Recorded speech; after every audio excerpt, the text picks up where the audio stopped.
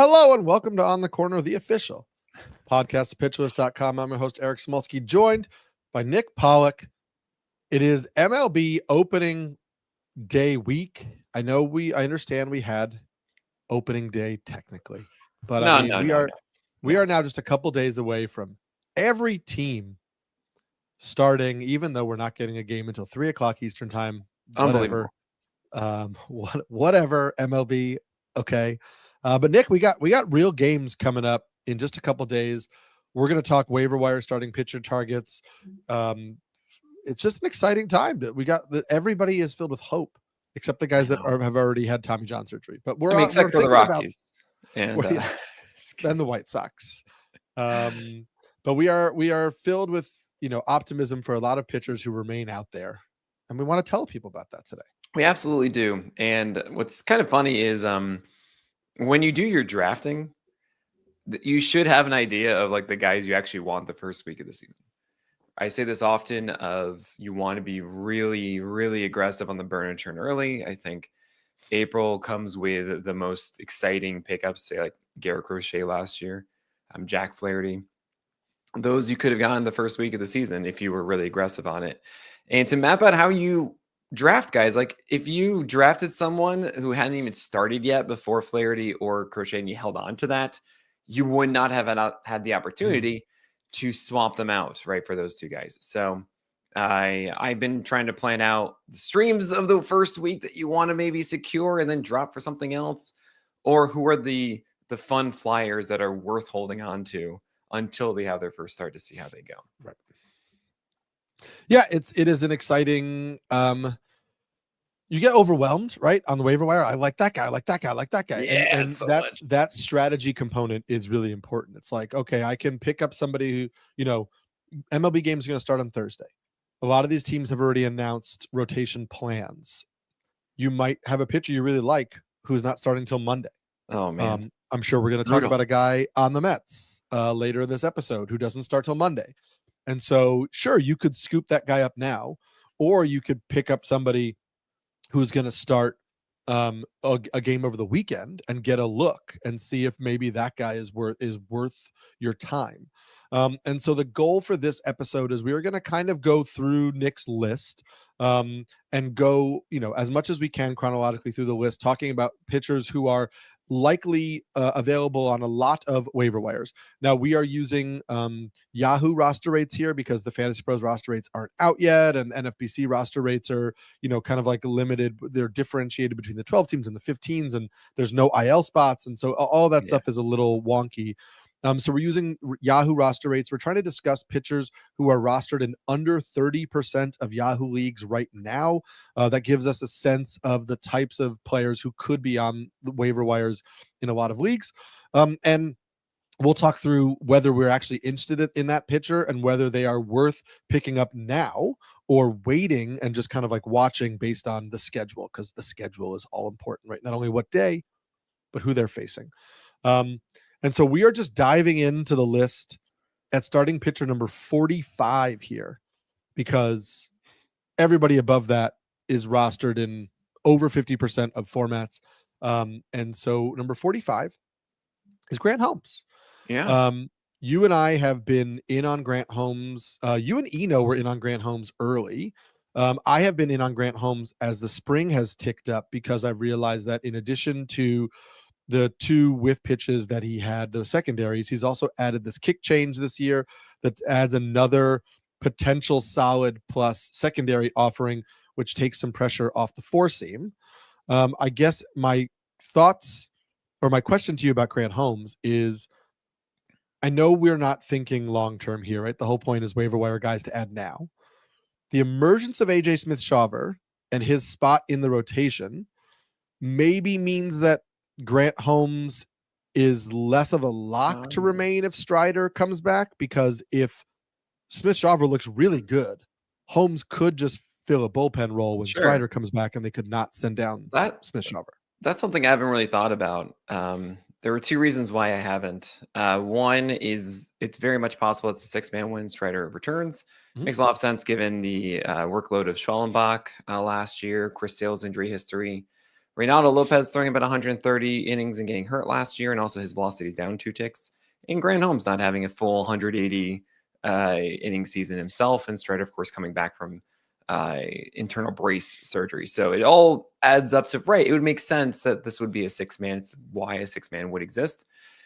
The second thing is that AJ Smith-Shawver, from a quality standpoint versus Grant Holmes, I think there's a big gap personally. Last time I saw AJ Smith-Shawver, there wasn't anything quite electric in the command that would suggest like, hey, this fastball is going to dominate so much.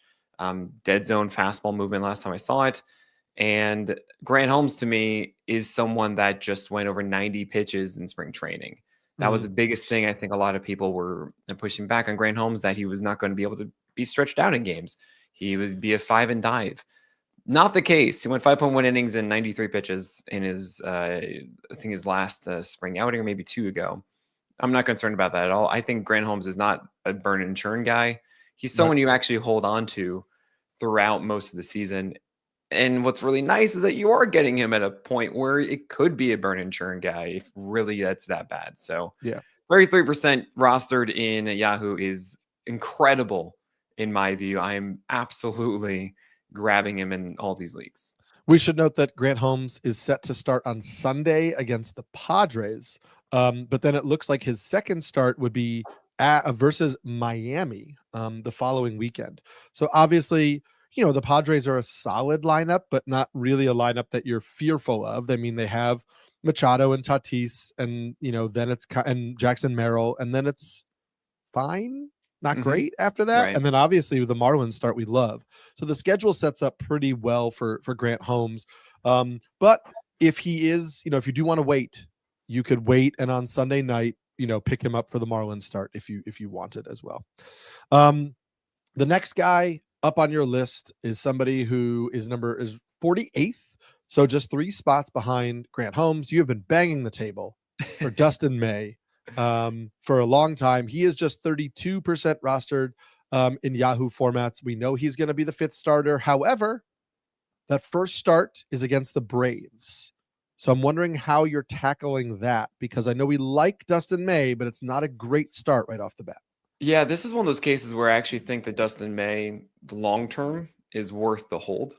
I think I still kind of just throw him out there. It's really just a question of how much the Dodgers are going to let him start initially. There's usually some sort of like 5 innings or so, maybe like 75 pitches, then 80, 85, and so on. But at the end of the day, I think Dustin May is just really hard to hit. And I think that the whiff stuff we haven't seen in the past will improve over time, because Dustin May has not gotten the opportunity to just stick in a rotation for a long time. He's capped at 10 starts across his career in one season, which is bonkers. And this is the season that the Dodgers are going to use him a ton, because he's not even in the playoff picture. They have 5 studs instead over May that they want to be pitching in their playoffs. So they see him as this bridge pitcher that they're going to squeeze as much as they possibly can out of him. And I'm excited about it. I think that Dustin May, sure, maybe you don't want that one start against Atlanta, but I don't think you're going to want to drop Dustin May for something else that appears on your wire. Yeah, I've been adding Dustin May in a lot of places. We should say that second start, is against the Nationals.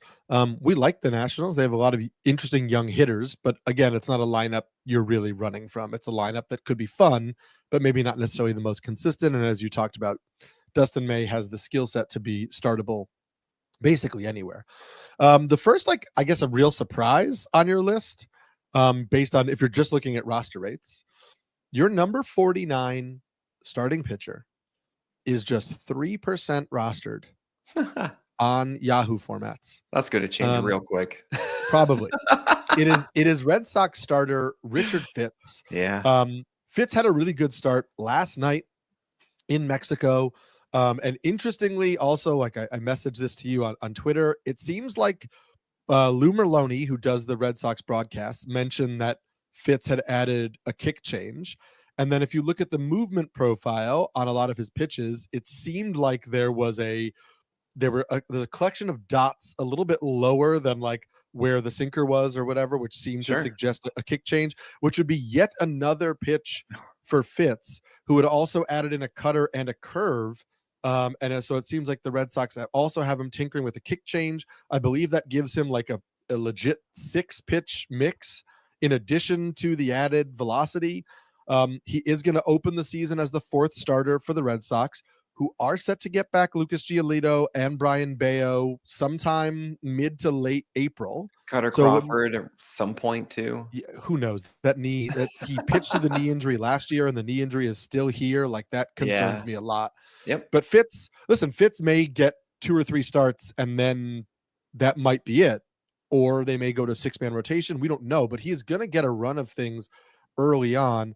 It does, however, just set up to likely be at Texas and then home against the Cardinals. So the Texas start is like a little iffy because the Rangers lineup is pretty good. I'm not really worried about the Cardinals. Are you throwing him out in 12-team leagues? Oh, yeah. Is this I'm doing this.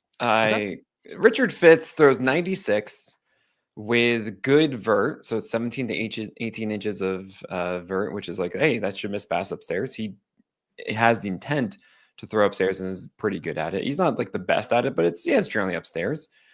And also, hey, 7.2 feet of extension. That's an incredible 4-seamer. And what we normally see with that is not much else to complement it.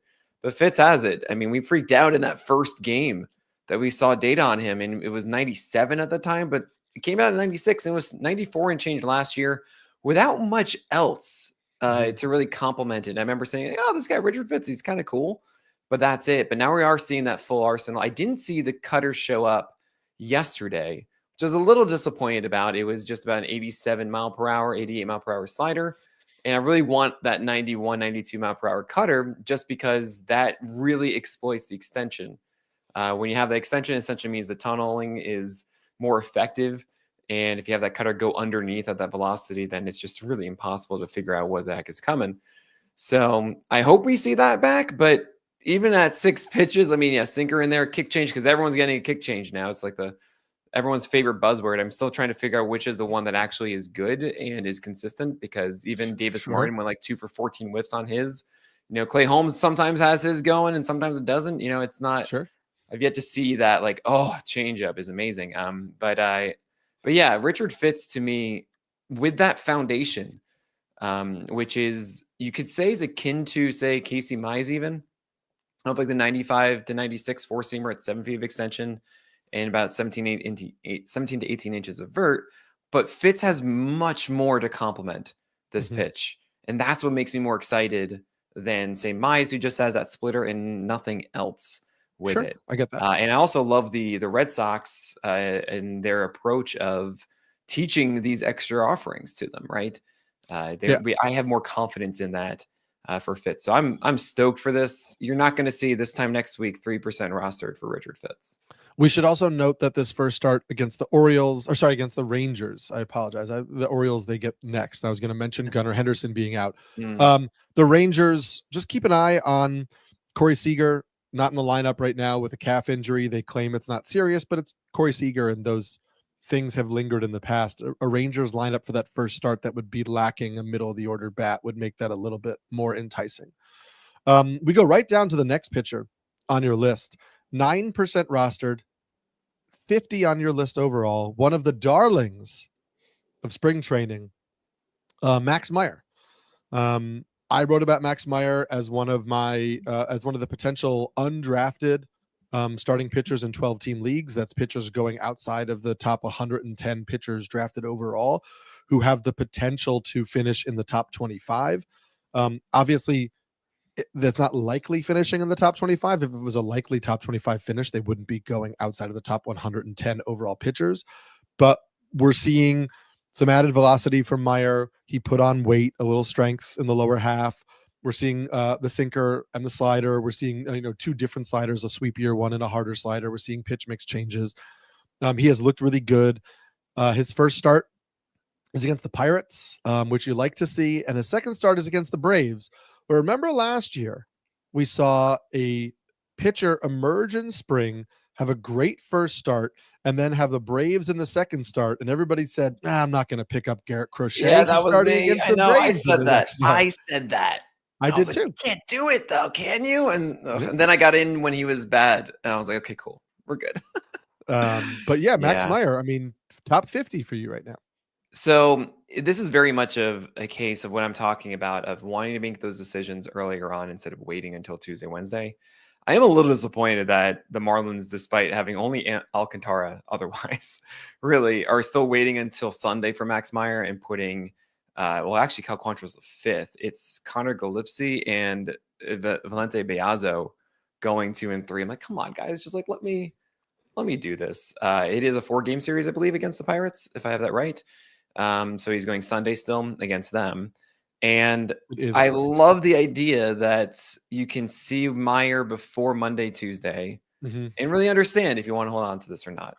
I'm very encouraged that Max Meyer has a great slider previously, and it's pretty much the same slider, but harder now, and added that sweeper 1-2. Then you have a 4-seamer that was not good before and now is above average. That changes a lot of things. I also considered him as a command guy before. So I really see Meyer as someone that will watch that first game and get a really good sense of how locked in he is. Is this all working together? Is this something that we feel like can really excel against any team? Is he someone that we think will go back and forth? I will say this about Max Meyer. I have less fear of volatility with Max Meyer than I do some of the other exciting names like Jack Leiter, for example. Sure. And that was never my concern with Max Meyer. It was just that you only had the slider in previous years as well. I was so out of Max Meyer for so long. And I also just want to mention, like, I don't really care about the name ever. I just, I'm like, if you're a different pitcher, whatever, I don't care what your past is. Like, you're completely different now. All my other thought processes of Max Meyer before he showed up at spring training are out the window now. Right. It's like he's just completely different. Who cares? You have to operate that way. Yeah.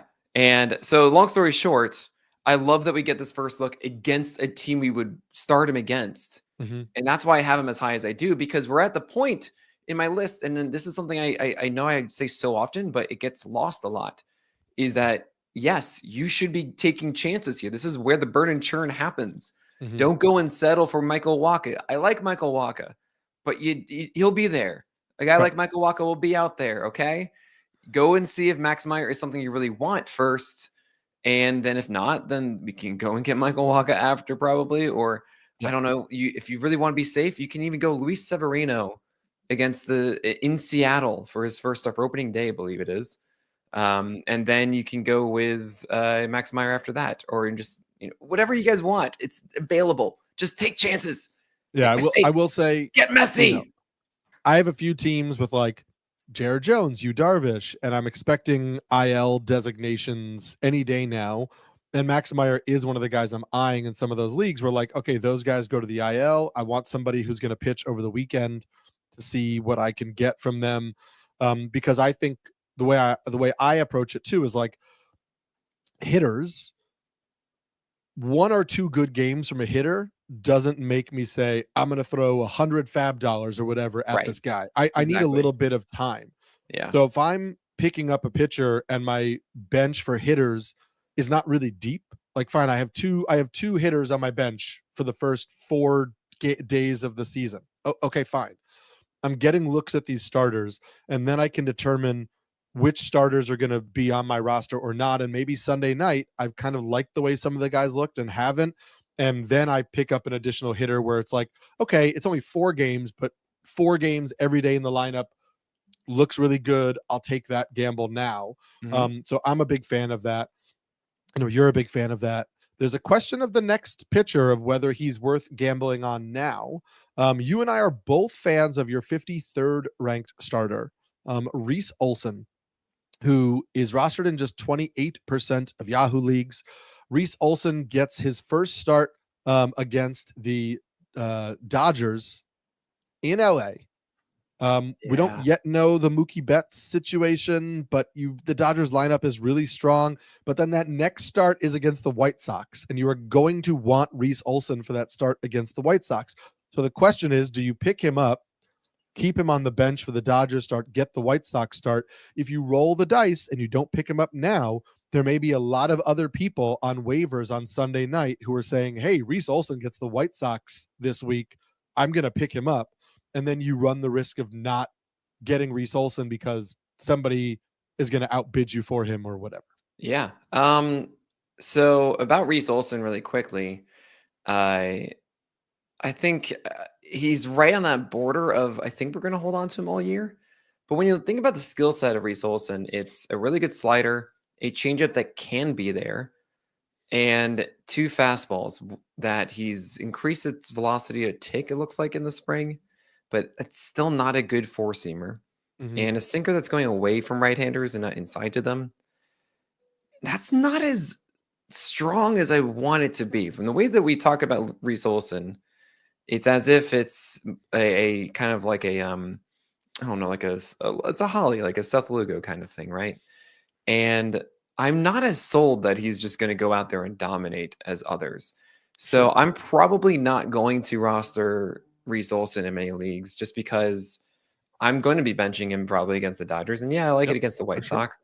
But I don't think that I'm going to be missing out on something that's going to be a very consistent, incredible producer. Like, look, Dustin May versus Reese Olson can look on paper pretty similar, if not like, hey, Reese Olson's been more consistent and gone 6 innings before. Dustin May, this is a big risk and everything.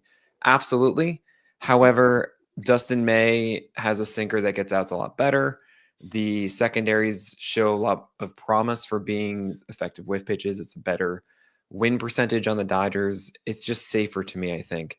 When you have a pitcher without a good fastball, you open the door for more volatility generally. So Reese Olson to me is not really someone I have to get.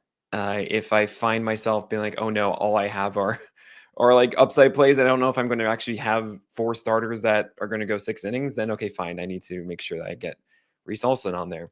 But I do want to mention quickly, Eric, you're saying it is harder to understand hitters in your fantasy leagues. How quick can you make an assessment on them? When do you do it?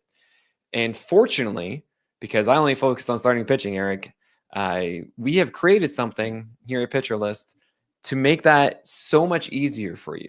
And I'm going to tell you my secret to picking up hitters in season after this break.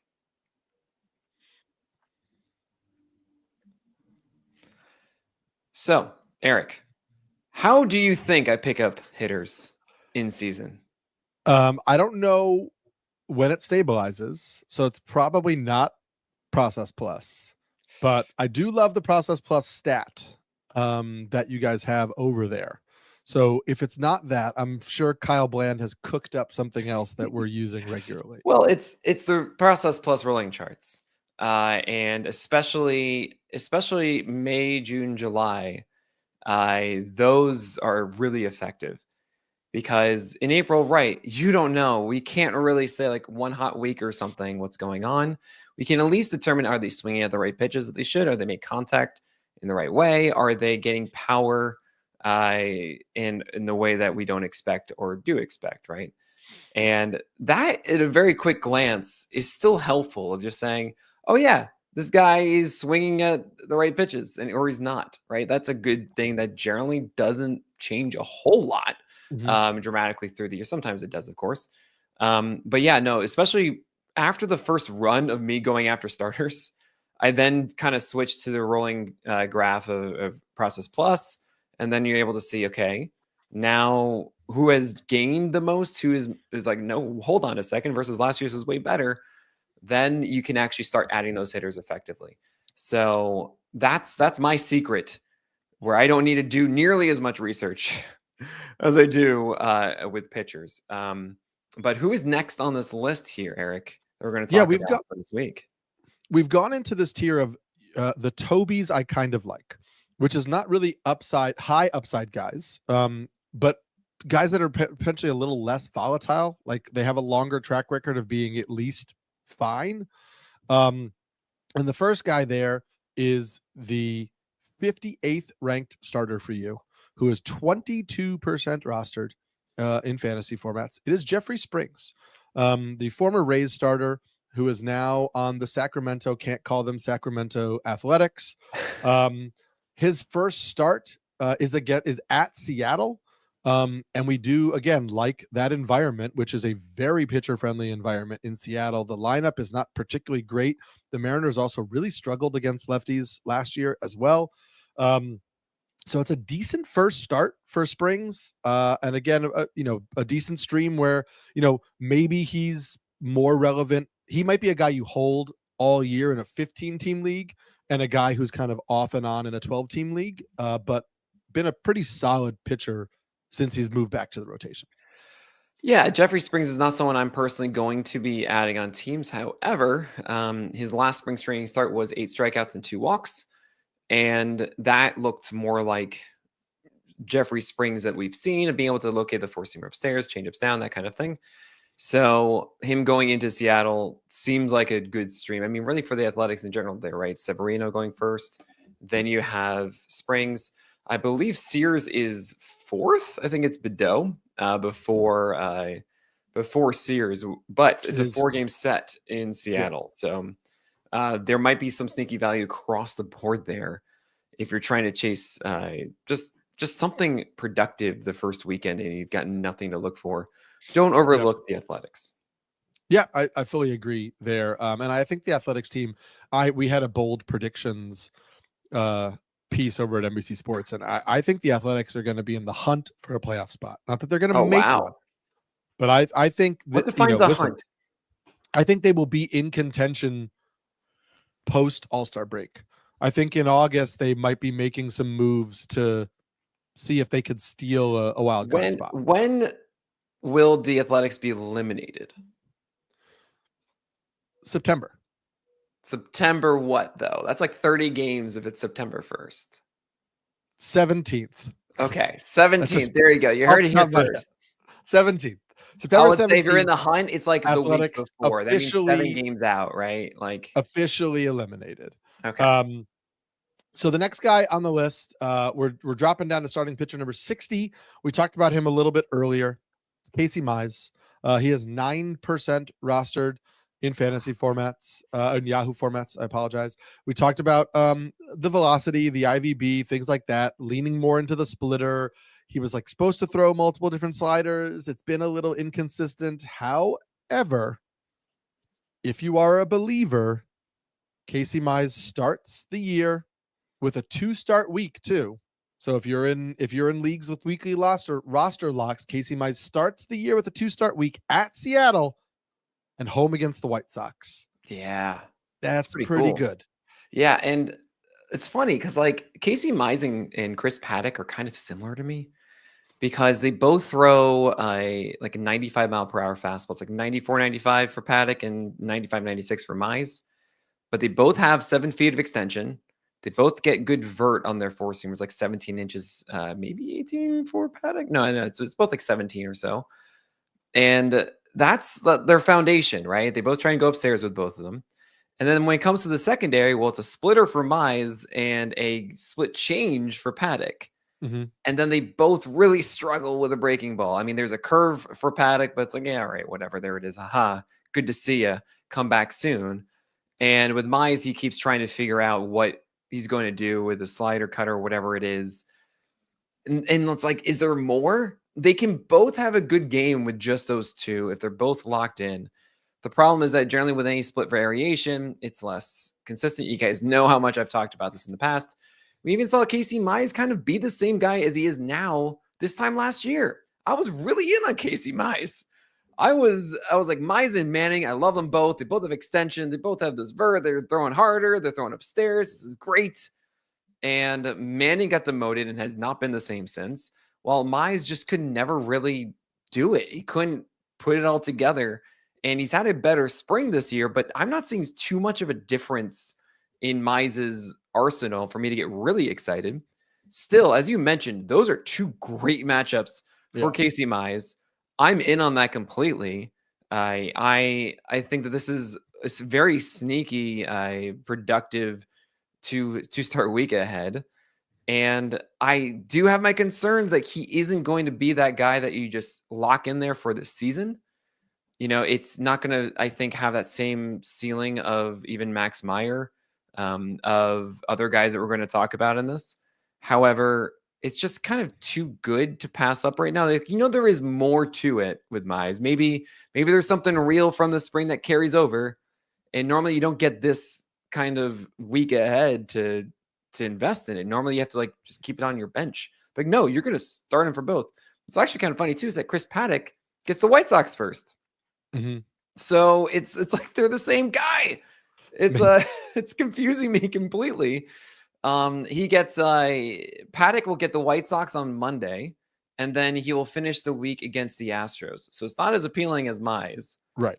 But there's still something interesting there to target as well if you need another start out of the gate.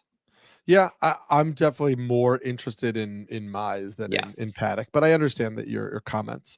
The next guy ranked right below him, 61st, is somebody you were talking about before we started streaming.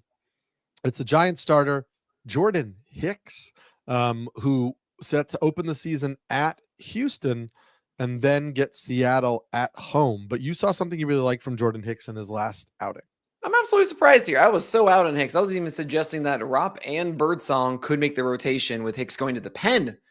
But then all of a sudden he made his start and he was throwing not 94, which we had seen in the spring, and also last year, not 95, not 96. He was throwing over 97. And this wasn't like a 2-inning start for Jordan Hicks. It was 5 innings. He just went out there, was like, cool, now I'm ready to actually ramp up properly and not hold back anymore, I guess. And it was still the same problems of last year of splitter and sweeper, both vying to get strikes. Like, I still don't feel super comfortable in both of those. But if Hicks is throwing 97-mile-per-hour sinkers for strikes, he's really hard to hit. And it's a very good defense behind him in a good situation in San Francisco. That all of a sudden out of nowhere, I was like, oh, this is valuable. This is like someone who can go through 5-6 innings, get me a win, and can have, if he has a splitter and a sweeper on a given night, dang, that could be 7 strikeouts or something. Like, I did not expect to go after Jordan Hicks at all.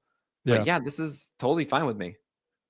Yeah, I hear you. I'm less sold on him overall. But again, you're talking about like, you're not thinking, what am I going to get 100 innings from now on Jordan Hicks? It's like the velocity is up now. What is he going to look like for the first few starts? Maybe it turns into something. And so I certainly get that there. The next guy on the list jumps into tier 10, which is off your team next week. And it's his teammate, Landon Rupp, who we found out last night is the 5th starter for the San Francisco Giants. Everybody was talking up Hayden Birdsong. Hayden Birdsong certainly had a nice spring training. We saw much better command out of Hayden Birdsong than we had seen in the past. But Landon Rupp did look good. Another guy who added a cutter and a kick change, so added 2 pitches to offset lefties, which was important for him as he transitioned from the bullpen to the starting rotation. He was kind of like a sinker sweeper guy before. I have liked Rupp, throughout the offseason. I am big on him. First start at Houston, not great. Home against Cincinnati. The home part is important there. I think this Reds lineup is a little top heavy. And so I'm kind of okay there. And I'm happy to take gambles on Landon Rupp. I mean, Rupp has had such a phenomenal spring. And the fact that he has expanded his arsenal. I mean, I remember last year talking to Eno about him. And Eno was saying, look, I think he's going to be a sleeper for next year. And I said, really? Like, I see a sinker slider guy. I mean, it was a curveball, really not really a slider, but I saw Brady Singer, right? And not having anything else in there at the time. He's like, well, the curveball has amazing stuff and everything. And then maybe there's more to pull. I was like, all right, man, I'm excited. All right, let's see what happens. And it's actually funny. We met back up, of course, for the craft. And he said, well, I reran, Stuff Plus. I updated it. And I hate Rupp now. I'm like, what? We said, no, come on, man. And but then now he's back in, right? Now we're back in because we have this, we have the kick change, of course, but really the cutter is also there. And what's also really interesting is that the way that Rupp pitches, he's able to get a really good angle on his 4-seamer upstairs too. And he saves it. He doesn't utilize it too much, which I love to see, because just save it for a surprise high 2-strike pitch. That's it. Just use like 10% of the time. That's all. Right. You can get a lot of value out of that. So this is cool. just had 8 strikeouts and 3 walks on Sunday across 5 innings. I think Rupp can actually be a hold in a 12-teamer that I would pick up and start even in that first one and just see how this goes. And if things are looking encouraging, we keep going, and it could be someone that you just don't drop all year. Yeah, I fully agree. I have a lot of shares of him at the end. Him and the pitcher who's ranked 2 below him, number 66 on your list, rostered in 9% of Yahoo leagues. It's Jack Leiter. I will include Jack Leiter's been one of my favorite late round dart throws because I think for me, obviously another kick change guy, but also adding a sinker. Velocity has ticked up. I think that there is a really clear narrative here where like the command is an issue for Jack Leiter, and it might continue to be an issue. But if the command gets ironed out, if he is able to kind of mitigate the risk of the command, the upside of a Jack Leiter is certainly there and is very high. And if the command is an issue in the first start or two, then you throw him back to the wire. I'm going to include his teammate, who is also under 10% rostered in Yahoo formats. It's Kumar Rocker, who you had ranked 87th here. This came out yesterday before the Rangers rotation was official. So Rocker and Leiter are starting the season in the Texas Rangers rotation. Jack Leiter is going to get the Red Sox at home. Kumar Rocker is going to start at Cincinnati against the Reds. And that will be Leiter's second start. But I did also want to talk to you about those two guys with the information that just 10 minutes ago, Kennedy Landry, who covers the Rangers for MLB.com, said that the target date for Patrick Corbin's debut with the Texas Rangers is April 11th. What? So he has accepted an assignment to AAA Round Rock to get built up for the season, and the target for his Rangers debut is April 11th. That's so soon. It is so soon. Wait, hold on. Let's think about this. You have Maui, you have Eovaldi, you have DeGrom, Rocker, Leiter. Mm-hmm. What are you doing, Rangers? Like, why would you bring up one of these two guys for like 2 weeks and then move them down? Remember that the Rangers also waived Dane Dunning, who was not picked up and has gone to the minor leagues. So I really do think so. I think that maybe the long relief role is open. And so it might be a situation where between Leiter and Rocker, whoever doesn't look as goes into long relief. Goes into the long relief role, is the sixth starter, etc. That's a little bit dicey. I also, and who knows? I mean, Maui has been not so great this spring. I know the surface level results are there. The velocity has continued to trend down. He's not missing bats. And so I still don't think Maui is the same guy we've seen in the past. I mean, he's at the very least gotten velocity back. It was like 92.8 in the last start. 2, and actually yesterday it was like 92.4 or something like that. So at least it's not which like is still 91, but it's which not is still down from when he was 94 in like 2021. I'm with you there. Yeah. So this is the way I see it with Leiter and Kumar Rocker. I had this initial impression that Rocker was actually really good against lefties. Correct me quickly on that one. And I was like, oh, dang, I totally thought he was able to do like the DeGrom thing of up and in and then down and inside. But nope, that command was reserved for right-handed batters. So Rocker has that down, but doesn't against lefties. And Jack Leiter is actually really interesting because I think his command is way better than the walks will tell you. And there are times that I have seen pitchers who I'm like, you should be unhittable. Mm-hmm. You should be just so stupid good, and you're not. While there are guys at like 94 who should be destroyed, and they're not, right? Right. And one of the things I keep hearing in my head is the batter will tell you how good you are. Mm-hmm. And seeing so many batters take these swings and make contact on Jack Leiter's heaters makes me question if there are things that I'm missing on, on the data of what his pitches are like, right? And how good he actually is. And it has me scared about Jack Leiter because I want to say, okay, once he understands the sequencing better, once he's able to know when to throw his slider effectively and how to utilize the sinker off of that and the changeup over here, like there's no way that fastball doesn't dominate. There's no way the slider doesn't have like a 20-25% swing strike rate, etc. And that makes sense. And also, why aren't you destroying guys just not hitting those spots though? Right. Like it's so weird. And when things are weird, I generally like to avoid. So I actually have been skirting around Leiter because I can actually see him being a hipster, headache-inducing pitcher, stifling the entire roster. Where it's just like he's great one day and then bad the next. And it's just like, what? I don't know what I'm going to get from you. I do think he's going to keep that rotation spot over Kumar Rocker, though. I really do believe that Rocker should be the closer. If not John Gray, but that was a thing. But yeah, he's made for it. He's two-pitch.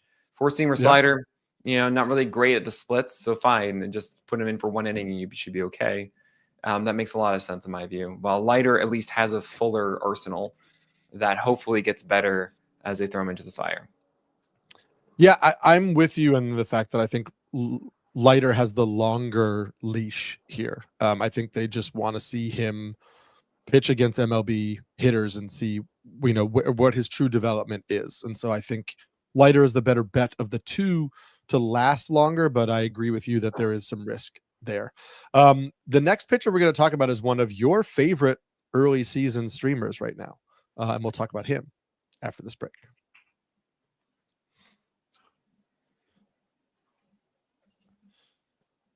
So the next starter on your list jumps down. So number 73, it is the fine, you need some innings tier. This pitcher is just 17% rostered in Yahoo formats. He does not start the first weekend. He doesn't start till Monday, but that start is against the Miami Marlins. It's Mets left-hander David Peterson. What are you seeing from Peterson this spring, and how are you approaching Peterson if he's on your waiver wires, considering that he does not get a start this weekend? It's easy. If he's on the waiver wire, let him be. And you will pick up somebody else who will go on Sunday, and you'll see from there, like, all right, fine, I'll take a Peterson for the next day. It's one of those cases where you don't need to, it's not the end of the world if you don't get Peterson. Don't bend over backwards for it. I do like that start, though. I like that David Peterson has 7 feet of extension. He threw 92 last year, a little bit down in spring, but I'm going to assume he's going to be back at 92 with 2 secondary pitches that get me excited, a changeup and a slider. And the slider got a little weird last year after being such a good swing strike rate pitch in 2023. But the changeup is getting me more encouraged. His locations of his four-seamer and sinker are getting me more encouraged. And I just think that he's a solid Toby, if not more, with potential when you stretch him out. So I'm a fan of David Peterson, especially in this matchup for the Marlins. Yeah, I like a lot of I like how a lot of the Mets starting pitchers have looked this spring. Peterson is definitely a target for me, but I agree with you. I'm obviously looking for those the starts on Monday.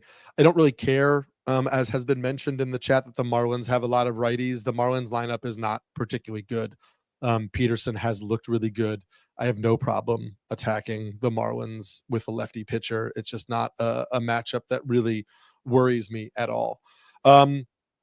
Another guy in this tier actually the next guy ranked below him is Nick Martinez, who is just 24% rostered in Yahoo formats. We've kind of seen him be in and out of the rotation in the past. I don't really know that people are fully buying in on him.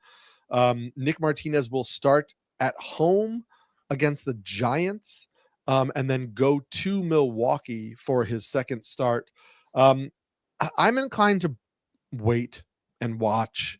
I don't really want to pick him up for that home start against the Giants. The Giants lineup isn't elite, but it's not bad. And I don't like pitching in Cincinnati. And I just don't really think Nick Martinez has the upside where I'm willing to hold him for that probably pretty poor matchup the first time through. And so, yeah, I'm not inclined to pick him up early. You know who Nick Martinez reminds me the most of? I know this is going to sound crazy. It's Michael Wacha, because I think that his best pitch is a changeup and everything else is just trying to work around that changeup, right?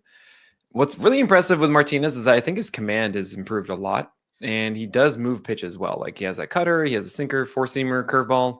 He does manipulate these pitches around the edges effectively. But when I sometimes pause and try to really understand what's my initial gut reaction, what's like my emotion about this pitcher, and it made me realize that with Nick Martinez, because the stuff isn't really amazing, you never expect him to be a low hit guy. Like, you always expect his whip to be over 1 in a given game, and not to be this overly efficient, just blow guys away kind of pitcher. He can, at the end of the day, be like, cool, I'm going to go 6 innings with 6 hits, 1 walk, 200 runs, and 7 Ks or something, and go, oh, this is actually pretty good. All right, Nick Martinez, this is great. He can quietly do those things, but it always feels like he's going to have as many hits as many innings. And it always makes me a little concerned with it. That said, the changeup is really good. There was also one spring game, I texted him this. I was like, dude, you had like 22 inches of vert one game, or like something like that on your four-seamer. Goes, yeah, I was just ran back and ripping it, and like it was working today. And then the next start it wasn't. I was like, all right, fine. All right, I take it back. But yeah, Nick Martinez is a better pitcher, I think, than we give him credit to. I don't think he's a guy that's going to be. I think he has a generally higher floor than a lot of people think. Even though he is in Cincy, I think he does work the edges really well. So he's a Toby with some upside of being maybe a Holly if he's able to go that strikeout per inning. But for the most part, he is that streaming option. I think it's good against the Giants opening weekend. Yeah. What is your preference for Nick Martinez or 2 pitchers later? You have Matthew Boyd, who's just 10% rostered in Yahoo formats. He gets Arizona on Sunday. Yeah. Are you more inclined to take the gamble with Nick Martinez than you would with Boyd? So I think in the short term, yes. I think that Boyd has a lot of. I think he's getting overlooked, Matthew Boyd. The Cubs are one of the best landing spots for Matthew Boyd because Wrigley suppresses home runs. And Matthew Boyd's biggest problem is that his 92-mile-per-hour fastball that he can spot really well, he just spots it upstairs, and it's not a fastball that should really excel upstairs, means that it allows home runs. And his changeup and his slider both get whiffs. It's just about not letting up home runs with the fastball from Matthew Boyd.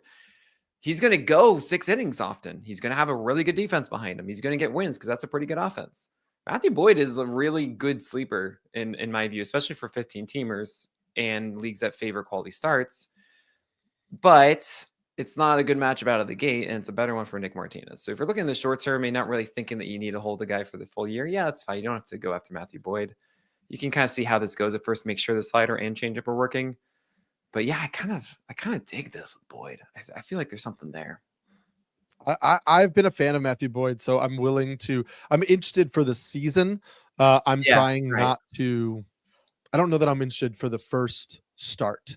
Kind of in the same range, and then we're going to jump to some like more lower rostered like pitchers who, will let you pick your path.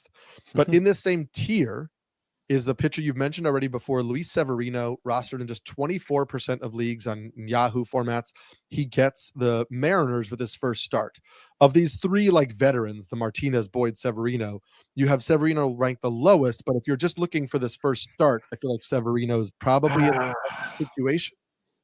Yeah, I trust Martinez a little more. Okay. And I think I had Boyd higher because I think the long term is better. It's really just Severino really for this one game.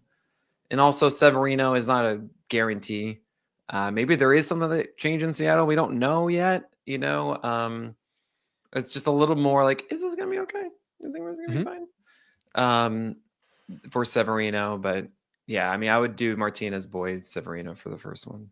Okay.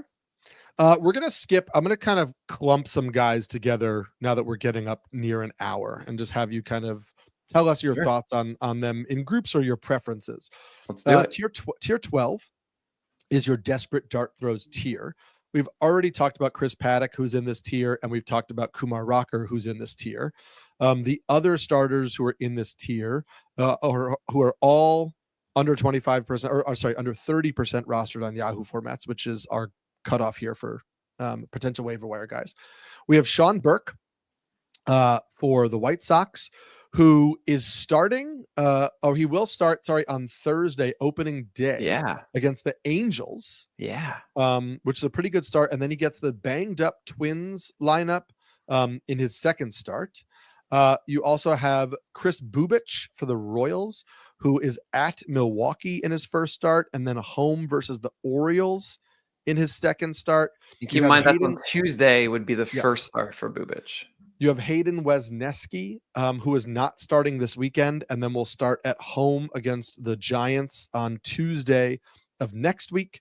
And then you have Tyler McGill of the Mets, who starts this Friday against Houston, and then gets Toronto next week. Yeah. Of that grouping, do you have a strong preference?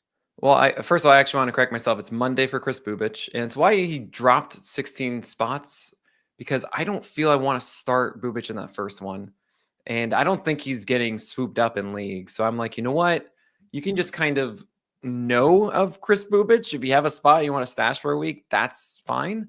But I'm not going to go after it now. I'm not going to say, okay, I need to have Bubich and I'm going to feel good about this. I would say my favorite is Sean Burke because it's opening day. Because I know the decision right away. It's as if I took all the other ones, right? But now I get this one first. And I get to make that decision. And I was actually, you guys might remember this in September. I saw one game of Sean Burke. I'm like, whoa. Who's this? What is this going on? And I remember it was 3 starts, but I streamed him for the other 2 because he was looking great. He had good matchups. And then it was 96 with good vert and extension, and everything's cool. Well, it wasn't an extension. It was a flat angle.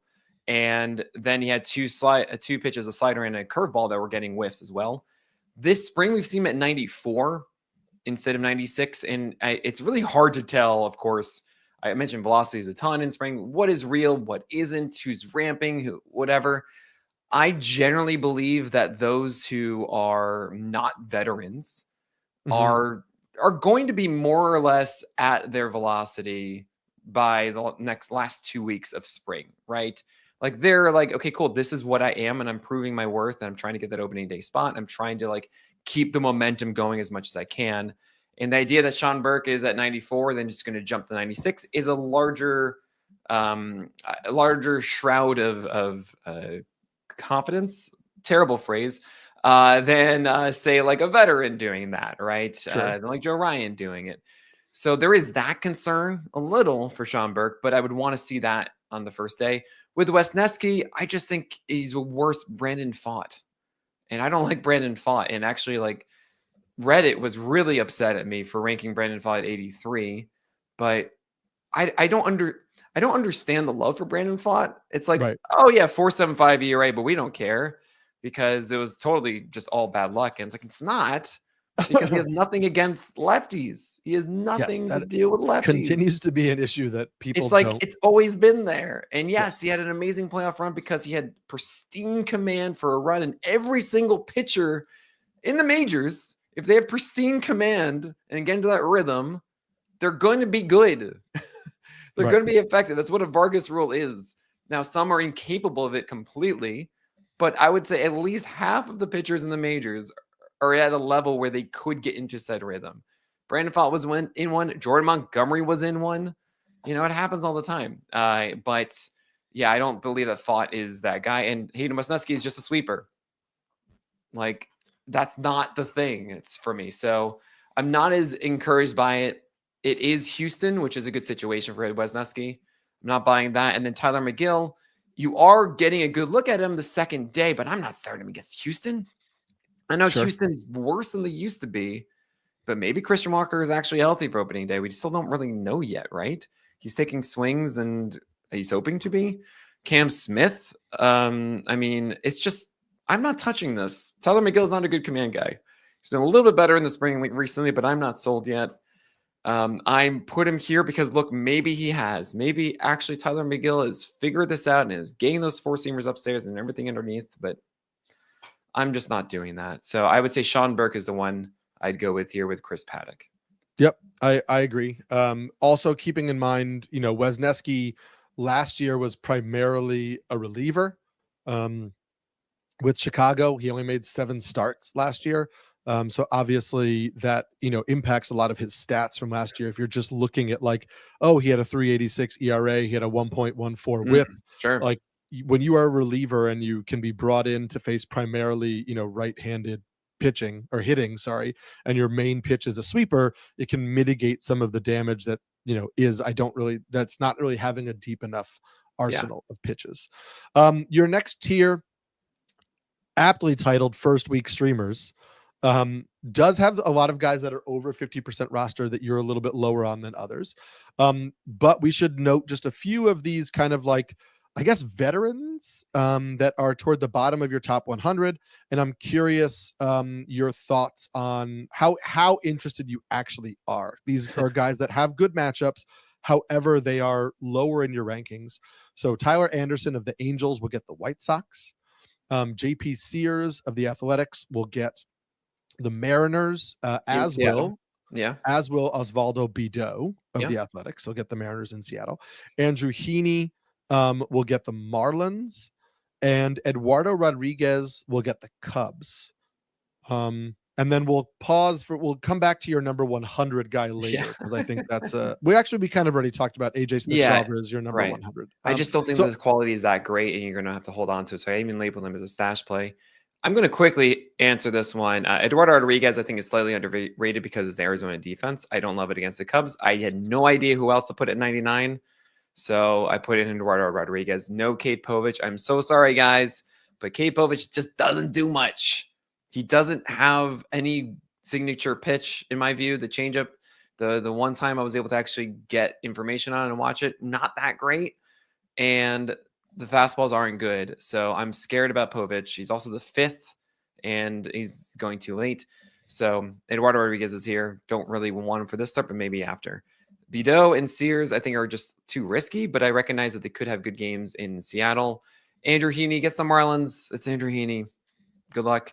Tyler Anderson against the White Sox. Look, Tyler Anderson has a good changeup still, and he's still produced I remember last year, actually, like, there's 2 months that I just rostered Tyler Anderson. It was great. Like, he had like one bad game or something, because he has a really good changeup. When he has a good feel for that changeup, things are cool. I don't know if he has the best feel at the moment, but it's the White Sox. Sure. The White Sox are bad. We know this already. That should be okay. If you're looking for something in the first opening weekend, maybe Tyler Anderson there, but less confidence, I think, than I do say Severino, because it's just kind of like, it's just a changeup, but like, is the change good right now? We don't really know. I do also really want to mention that Chris Bassett is maybe getting overlooked because he had a 146 whip last year. I think Bassett just looks like the Bassett we saw 2 years ago. He looks very similar at the moment. He's one tick down in velocity, which is like normal for Bassett. Don't overlook that completely just for the year. Sure. These are situations for me personally where, like, in a 12-team league, I'd rather not take these starts. And that's why you have guys like Richard Fitz, Max Meyer, all those guys like ranked higher, and we kind of agree on that. Like, I'd rather take the gambles there with more upside. Again, in 15-team leagues, I could see totally gambling on some of these guys here. Absolutely. We are outside of the top 100. So I just wanted to give you an opportunity with these honorable mentions to kind of just highlight anybody that you think is either streamable or worth picking up. Obviously, they didn't make your top 100, so none of these guys are priority ads on waivers this weekend. They might be later, but they're not right now. I do want to point out Will Warren did not make the top 100, even though we know he's in the Yankees rotation. Will Warren today gave up 4 runs on 5 hits in 3 2/3. It's spring stats, so we don't want to go crazy about spring stats, but we should just point out that, like, Will Warren in his first 4 outings gave up 2 earned runs on 4 hits in 11 2/3 innings and looked awesome. In the last 11 1/3 innings this spring, he's given up 11 earned runs on 17 hits. Warren, it's just acknowledging that, like, people see the name Will Warren and they remember the hot start in spring and the fact that everybody was like, "Oh my God, Will Warren is a breakout," and we're not paying attention that the second half of spring has been much worse. And so Will Warren is not a smash ad. There are some limitations that have caused him to not be in your top 100 that I think people overlook because of the hot start. Well, I mean, he's a Toby, and he gets the Diamondbacks first. And he hasn't, last year I was really excited because he was getting these starts like against the White Sox. And I was like, great, I'll do that. And he got blown up by the White Sox. And he's not polished. He's not comfortable. He's not ready yet. Like just whatever. He'll do well in that one and turn into a Toby. That's nice. But that's the ceiling. You don't want that in your 12-teamer. Sean Newcomb is getting the start for the Red Sox, and I'm just happy for him. It's nice to get some new teeth, and a new comb is wonderful for Boston. Clever. And Sugano might be the guy for the Orioles. We don't know yet. It's still unclear who the SP4 is. Mm-hmm. It might be Albert Suarez, but either way, I don't care. Cal Gibson at some point shows up there. It's not enough in my view.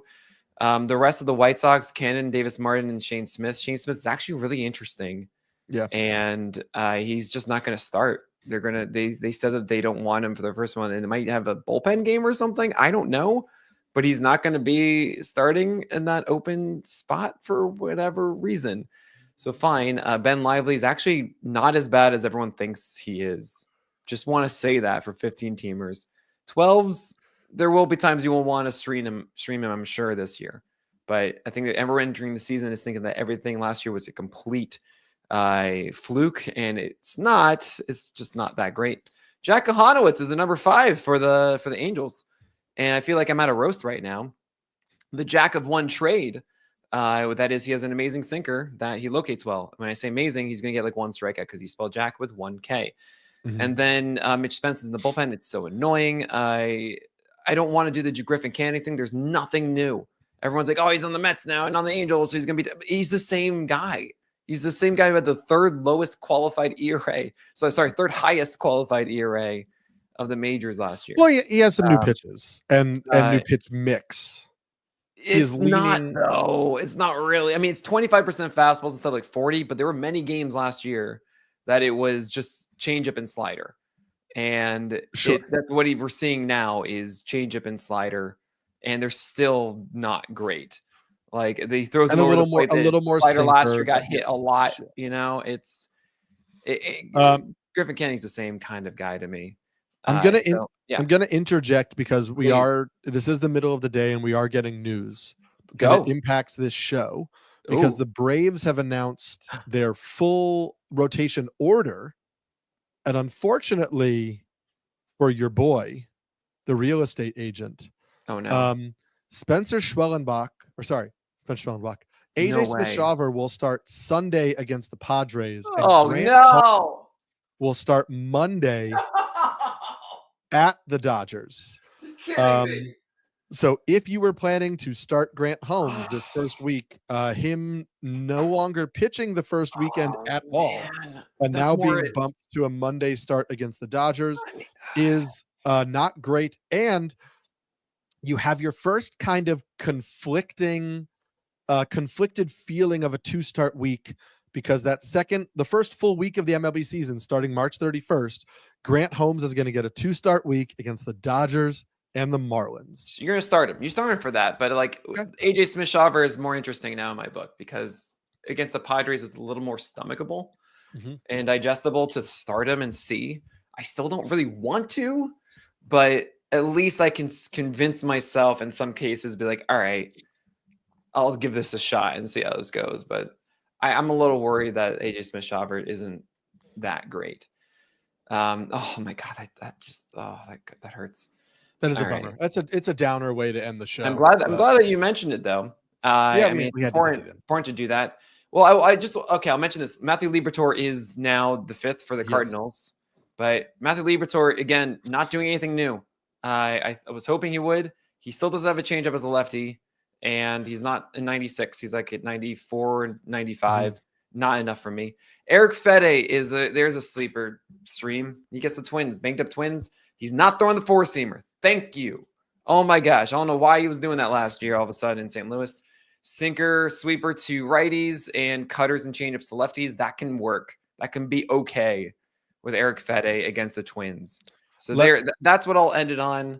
Well, we don't That want to might end be it all on right. that. Unfortunately, we're going to end it on a little bit of a downer note because I know your answer to this. But we should say that another recent piece of news was that a trendy pitcher won a rotation spot because the Cubs have said that their fifth yeah. starter is officially going to be Ben Brown.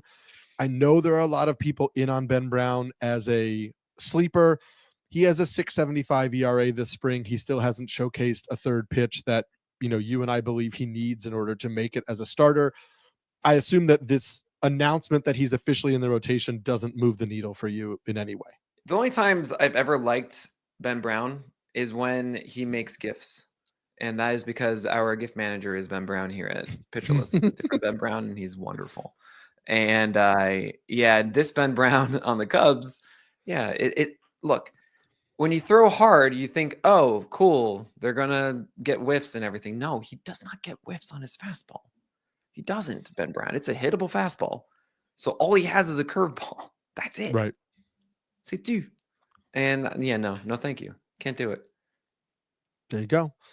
Can't do it, but what we can do is continue to talk about starting pitching. The next time that we record, we will have actual MLB regular season games. Well, not actual, we did before, but full slate of MLB games to discuss. So that means we're going to go back to the list, talking about the list, and that's going to be going through Nick's top 100, going through risers, fallers, guys that we're interested in, changes, all that kind of stuff. So make sure you continue to check that out. I will this Sunday be starting my weekly waiver wire column over on NBC Sports. I will tweet that out on Twitter or X or whatever. That is, I'm at Samulski NYC over there. So make sure to follow for that. That will be it will include some pitchers that we'll talk about on Monday. Also some hitters that, Nick will not want to talk about, but they'll be in the article. So you can check that out. I'm excited to get going. And about waiver wire, we actually are introducing a new piece this year. Every morning, that is the waiver wire ads from the previous night's games. So guys to consider adding every morning at Pitcherless. We'll have that for you, especially the ones like the hot guys from the night before.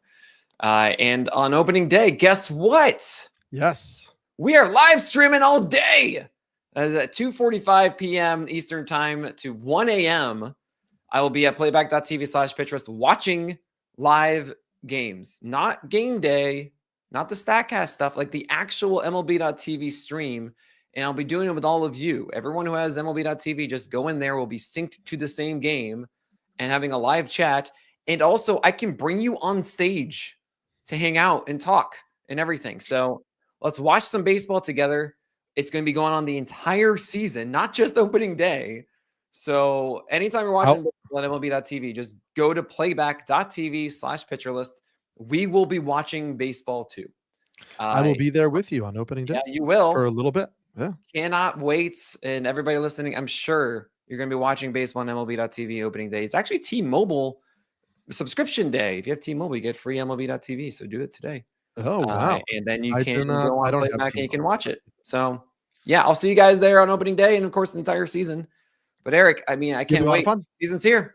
I'm ready to go. Season is here. We are going to be here with you for the whole rest of the season. I am Eric Samulski, the Pelican. I'm Nick Pollack, the Lion. And I'm going to go start my prep for opening day.